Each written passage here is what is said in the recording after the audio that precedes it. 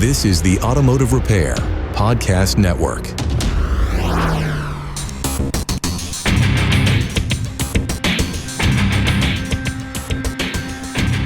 Welcome, everyone, to yet another episode of Diagnosing the Aftermarket A to Z. I'm Matt Vonsland. If you're not learning, then you're stagnant. And if you're stagnant, then you're not evolving and the business isn't progressing. That and more after a word from our sponsor, Pico Technology. Tired of guesswork in your auto diagnostics? Need to pinpoint faults quickly and accurately? PicoScope will turn your PC into a powerful diagnostic tool. See live waveforms from sensors, injectors, and ignition systems. See the problem? Solve it faster. Visit picoauto.com. That's Pico auto.com. So that was not a movie quote or a music quote or song quote or TV show quote. That is a quote from a professional wrestler named Seth Rollins. I guess I'm going back to the well, if you will, where I guess I've gotten some advice from multiple resources, fellow podcasters, that it's worthwhile to kind of flip through your quote unquote catalog. And I've done a few things where I reference professional wrestling like I'm some ultra fan. And I have to assure you, I'm not. I got to be honest with you. I'm not sure. The last match I watched, I didn't watch the whole event. I watched the last retirement match between John Cena and Gunther. Not even because I'm a huge fan of Cena. I guess I would probably be a bigger fan of Gunther, who's very old school, if you will. But really just, I don't know, out of respect, I guess. If I, name another big professional athlete or an actor, actress, performer that they are absolutely doing their final film, I would probably watch it. Or television show episode, I would probably watch it. Or musical performer too, right? I'd watch that an online concert. I'd probably watch it. Like Ozzy Osbourne. I'm not the biggest Ozzy Osbourne fan, but I watched that tribute to him that he was alive for. So that's a lot how I operate, I think. A lot of life and what we do in our profession really translates back and forth between us and professional wrestling. It just does. I guess the subject I've kind of picked for today, the idea of the part-time performer. So you can go way back. When I was a little kid, there was the first ever WrestleMania. I didn't see it until I was much, much older. It was on VHS. We rented it. And when they had, I guess, movie rental stores, we didn't have a Blockbuster, but a lot of independent video rental places. Honestly, I got to level with you. We had gas stations you could rent movies from. We had grocery stores that had movies you could rent, stuff like that. You'd rent the VCR.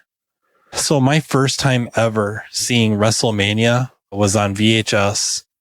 And it was one of the movies I got to rent on, whatever arbitrary time we rented movies as a kind of a reward, probably for getting enough wood stored up for the winter, because we burned when I was a kid for heat and heat only. And then as I got older, we switched over to a boiler that then supplied not just heat for the house, but hot water, or was the primary. And so oftentimes that was kind of a reward. Was if we get this stuff all done, we get ready for this, that, or the other, we'll go rent a VCR, we'll go rent some movies. And anyways, that first WrestleMania, I don't know if you recall, I don't think you have to be a fan to know about it, but it was Hulk Hogan and Mr. T versus Roddy Piper and Mr. Wonderful, Paul Orndorff, with Cowboy Bob Orton. Yes, Randy Orton's dad. In their corner with his cast. Roddy Piper had a big problem with Mr. T because he was not one of them. He was not a professional wrestler. He was from the outside. It took a lot of pleading with him to allow Mr. T to come in. And I don't think Roddy agreed to put them over or let them win, but to sell. It took a lot for Roddy to sell Mr. T's stuff. These are technical terms. Got to be on the level with you that to sell means to act like something hurts.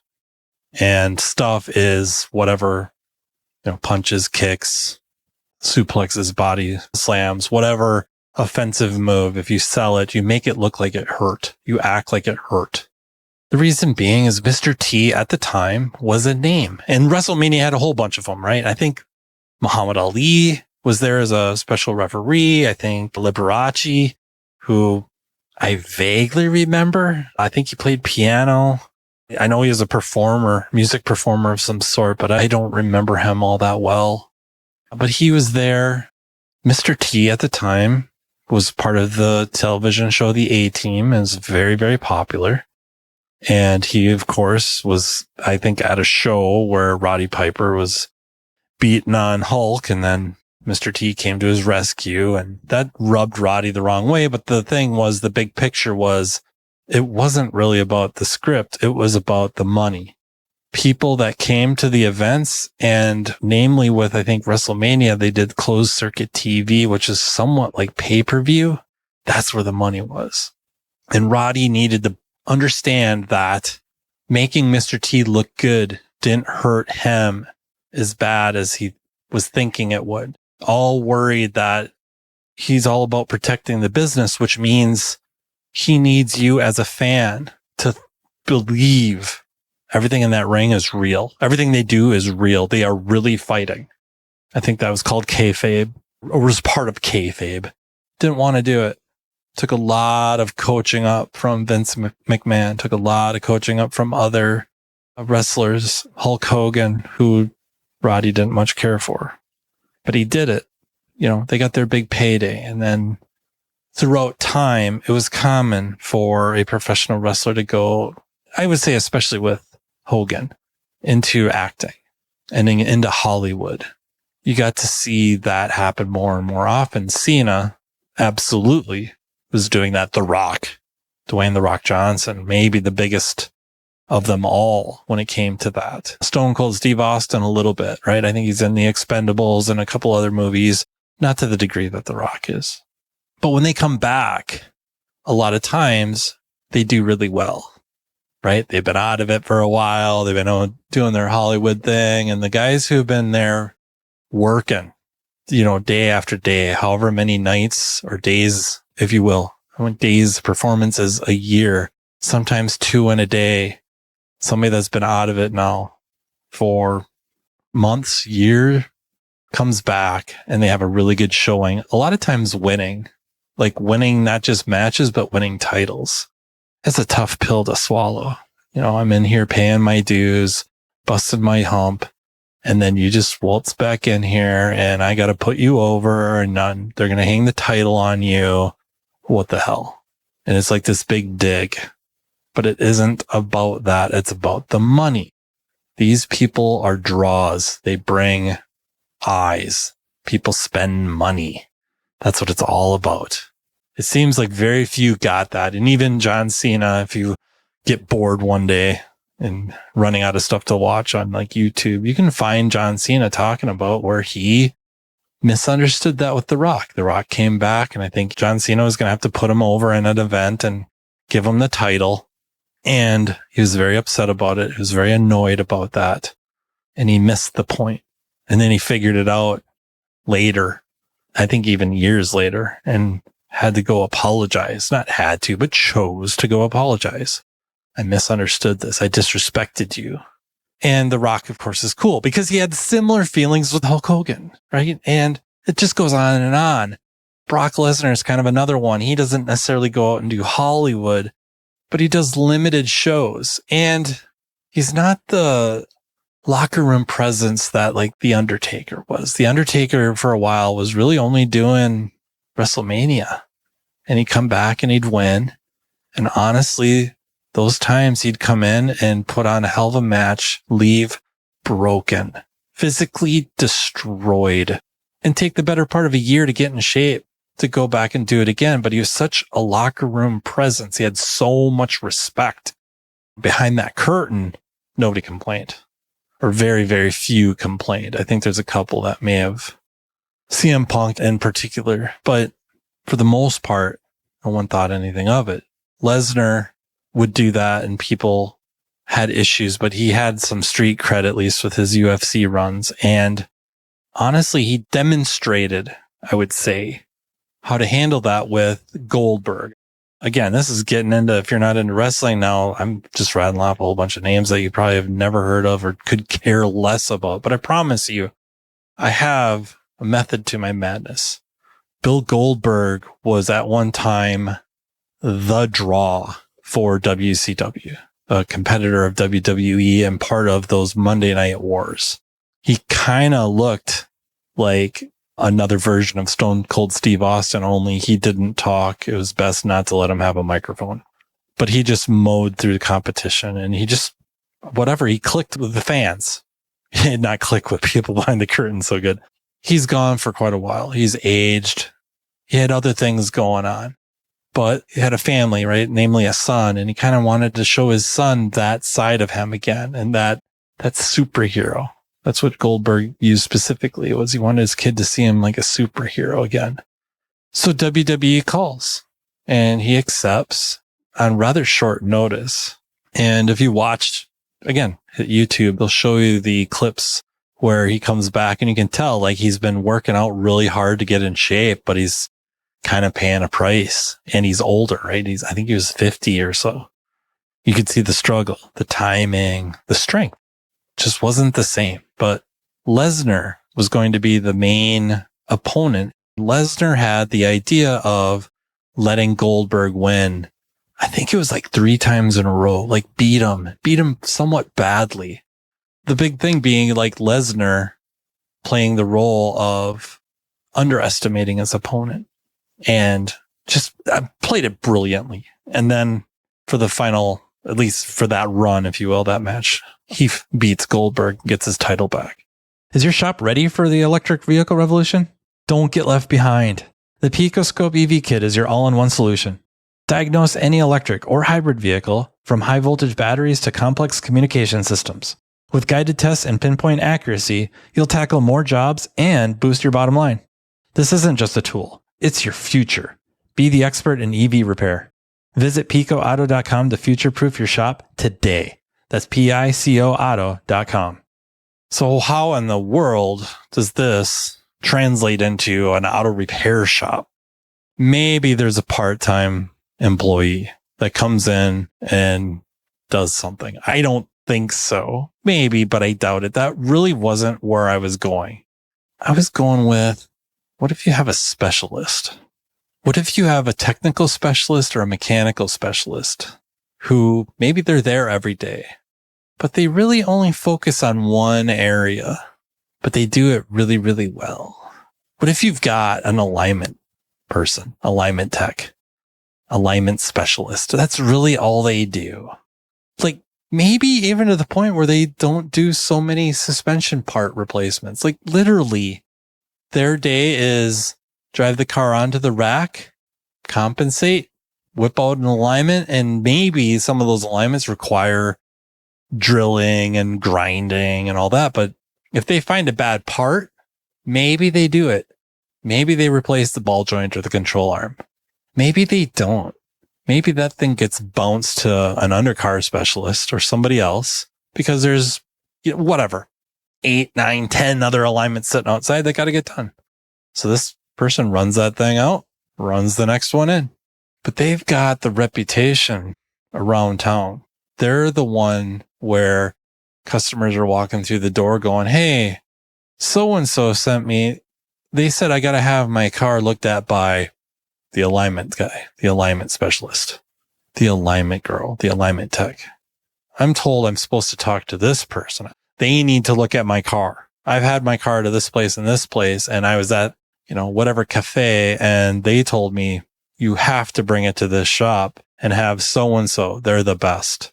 There's probably not happening for the brake tech, the brake specialist, right? Maybe, but probably not. It's not some big dig.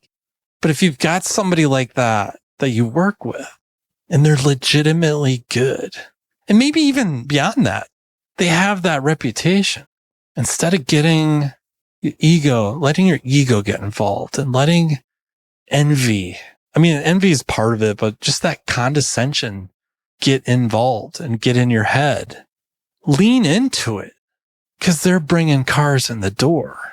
It's all about the profit, right? It's all about well, maybe not all about it, but the shop needs profit, right? Businesses need to profit. That's all there is to it. Ethically profit. By ethically, I mean, be honest. That's the ethical profit. You do what you say you're going to do and you stand behind it. That's what it is. You've got that specialist, whatever that is, whatever area of repair that ends up being where there's a reputation of that's the tech, that's the person, that's the specialist. We got somebody here that rebuilds transmissions, rebuilds differentials. Of course, I suppose drivability or diagnostics, electrical, maybe an accessory person, somebody that installs accessories, radios, backup cameras, TPMS, maybe if they're working on trailers or campers, right? They, over time or whatever it is, have that reputation that people walk through that door because they're there. They are there. And instead of being upset about it, instead of thinking to yourself, why or what the hell, leaning into it, promoting them more. I suppose you do risk their ego going crazy. I doubt it, right? Because usually when you're a specialist, you might have some confidence about what you're good at, that specialty area. Everywhere else, not so much. And you know that the shop can't survive on just what you do or they do, right? If you're that specialist, you know there's more to it than just that you need all the components, right? The sports analogies are easy, right? If you're an outside shooter, that's great. You're an important piece. You need somebody to play defense. You need somebody to rebound. You need somebody to score inside. You need somebody to pass you the ball. You need somebody to set a screen. Right? Football, you need somebody to throw you the ball. You need somebody to hand you the ball. You need somebody to block so you have an open place to run. You need a defense. It's hard to have a big ego when your talents are very focused and you might be very good at that thing, but you know, it's not the end all be all. If you have that type of person that you get to work with, lean into it, push them even more, mention them to your friends and family and when you're out and about. And then, for yourself to find what it is you're good at and work into that, or maybe not so good at, but you could be. It's at least worth investing to try to. And maybe you end up quite good at it. Maybe you don't. And maybe you don't end up being that person that people walk in the door asking for, but you're in a shop that has somebody like that and you're benefiting from it because it's more cars, more tickets, higher tickets. What other ways are there to make more money? So lean into it. You know, if you can find something a service that the shop could provide and, you know, see a need, fill a need, maybe you can find that spot for you too. But, you know, are you really doing it because you're trying to make more money for the shop, you know, improve your income, your expendable income and work environment and all the things? Or are you doing it because you just really want somebody to walk through the door asking for you? And then that's not always all it's cracked up to be. It's kind of cool the first few times, but after a while, it's just a lot of expectations. And sometimes, I don't know, after a while, you wonder if really anybody can live up to that stuff. You know what I mean? Like, to just come in with these ideas of what can be done. And man, if you can do something to help them, you're relieved rather than like your ego swells. I guess be careful what you wish for. Yeah. So that's really my idea. I'm sure there's plenty more things. We can go back to the professional wrestling well over and over again. And I don't even mean that dismissively. Like, I think there's a strong argument for it, as there are many other things. But I just felt that is an important thing, that you can kind of get lost and let certain feelings take over that end up negatively impacting you and the shop. And really for just not really good reason. Like, it's completely understandable, and got to find a way to look at it from a slightly different perspective. And I think that's, if they're bringing in more cars, that's more chances for the shop to sell more work, more ethical work. It needs it. increase the number of tickets, increase the amount per ticket. That should be good for everybody. And whatever you can do to help that. And if that means you've got somebody that you work with that has a reputation that you can help get even more widespread and bring in more work, it's really not a bad use of your time and efforts. So that is how I will leave you. I hope you got a kick out of this. See where I'm going with that. And yeah, if you have other better examples of that, don't hesitate to shoot me an email at mattfonslopodcast@gmail.com. Otherwise, you can find me on social media. And you guys have been sending a lot of really good emails. Again, I really, really appreciate that. And although nobody's outright said they enjoy the mailbag type episodes, I haven't gotten any where people say they dislike them. So let me know what you think of those, because I think I have enough questions. I could do another one, and I enjoy doing them, especially when we can kind of do the automotive specific ones and a little bit outside and dance around a little bit. I'll just talk about all the really interesting things going on and around our industry and our profession, ourselves, our world, and our universe. So before I take off here, I'd like to take a moment to thank our sponsor, Pico Technology. Thank the Automotive Repair Podcast Network for making this all possible, and remind you again to just take a quick look at that app of theirs and download it, give it a try. I think you might like it. Used to listen to mine or the stuff on the network really one way, and it was fine for me. And now that I have the app and I've used it a few times, it's kind of the way. This is the way. That is how I'll leave you. Thank you again for listening, and until next time, take care. You've been listening to Diagnosing the Aftermarket A to Z with Matt Fonslow on the Automotive Repair Podcast Network. Download our exclusive podcast app at automotiverepairpodcastnetwork.com, because the best conversations in the industry start here. Want Matt to cover a specific topic? Check the show notes for his email. Your input matters.